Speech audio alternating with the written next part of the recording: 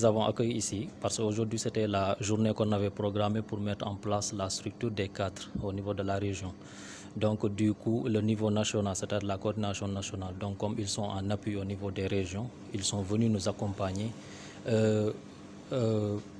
accompagner un peu le bureau consensuel et procéder à sa validation. Bon, c'était pas moi qui ai énuméré ce point, mais en fait peut-être c'était dû à peut-être un manque de communication, comme mon collègue l'a énuméré. Ça fait 3 ans qu'on ne s'est pas réunis. Moi, je suis nouveau dans le parti, ça fait juste 1 an que je suis arrivé, j'ai adhéré au parti. Et quand on est venu, on a constaté après une évaluation, donc on a appelé un peu les points focaux, les membres du parti qui étaient là, et on a constaté qu'il n'y avait pas une communication suffisante au sein du parti. Donc on a voulu un peu marquer la rupture en corrigeant tout cela. C'est-à-dire que ce sont des leçons apprises, donc il faut qu'on change de stratégie. Et c'est des stratégies qu'on a mis en place pour essayer d'aller de l'avant, en mettant en place déjà les structures.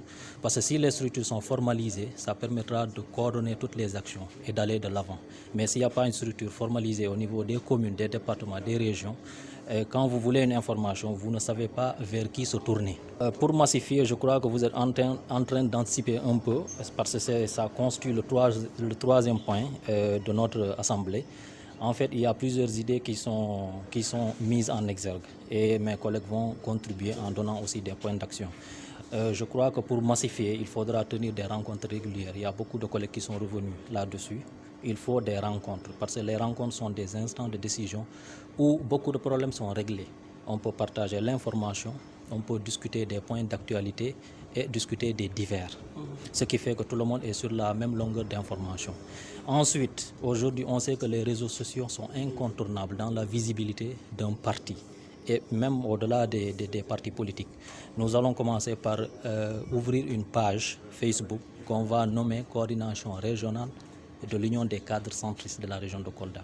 Cette page nous permettra de publier toutes les actions concrètes qui sont mises en œuvre sur le terrain et de mettre de belles photos. Ça permettra aux gens de savoir que le parti existe et qu'il y a des actions qui sont en train d'être effectuées. Cette rencontre s'inscrit dans le cadre de la redynamisation et de l'animation du parti qui a été lancée par le président du parti, l'honorable député, le président Abdoulaye Baldé, qui a donné mandat effectivement à la structure nationale des cadres d'installer au niveau de chaque région une structure des cadres qui va effectivement contribuer à la réflexion stratégique, à l'animation, effectivement à la vie politique au niveau de chaque entité territoriale. Disons, le programme s'inscrit dans la vision centriste, faire en sorte effectivement que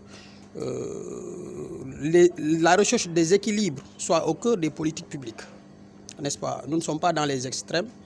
Nous veillons à ce que le Sénégal soit gouverné au centre et que les impératifs de conciliation des investissements structurants puissent être effectivement mis en œuvre en même temps que l'appui aux services sociaux de base, une bonne politique d'aménagement et de développement durable des territoires, veiller à ce que les communautés les plus éloignées puissent avoir accès aux services publics de qualité. Voilà en gros la recherche de l'action centriste. Aujourd'hui, c'est en phase de structuration. Nous veillerons à ce que dans chaque entité du territoire, que les cadres du parti puissent porter cette vision du président Abdoulaye Baldé. Je voudrais d'abord, au nom du président Baldé et de l'Union nationale des cadres, féliciter les cadres de Kolda qui, depuis la rencontre du 14 août dernier, ça ne fait pas un mois à Dakar que la restructuration, la relance des activités a été lancée, la redynamisation. Kolda s'est positionné pour véritablement être le premier point d'ancrage de cette redynamisation parce que Kolda fait partie des bastions phares du parti et que les cadres de Kolda ne sauraient être en reste de cette coordination des cadres au niveau régional. On attend d'eux que tout ce que les cadres doivent faire en termes d'accompagnement des structures du parti, de formation, de renforcement des capacités et d'animation stratégique. Parce qu'il faudrait que les instances du parti fonctionnent. Et ça demande une réflexion, ça demande des lignes d'action claires. Les cadres doivent être au premier plan pour accompagner les militants et accompagner les instances du parti.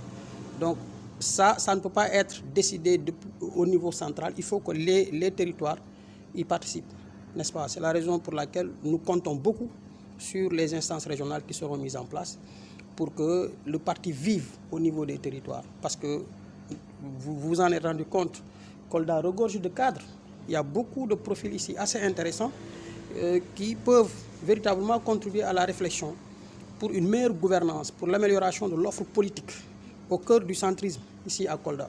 Je pense que nous avons participé à une réflexion assez intéressante.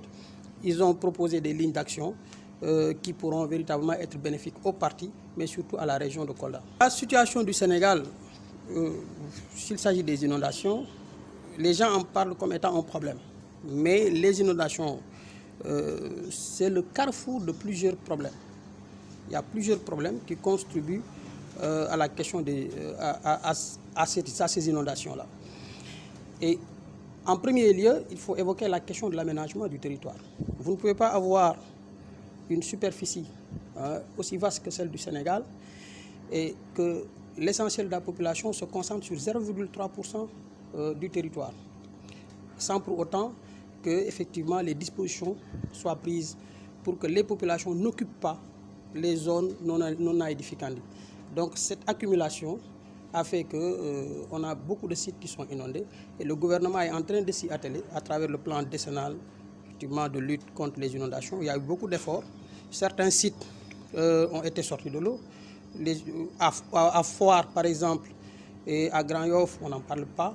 Donc aujourd'hui, c'est Keur Massar. Je pense qu'avec le plan décennal phase 2 qui a été annoncé par le chef de l'État, je pense que des solutions durables vont pouvoir être trouvées.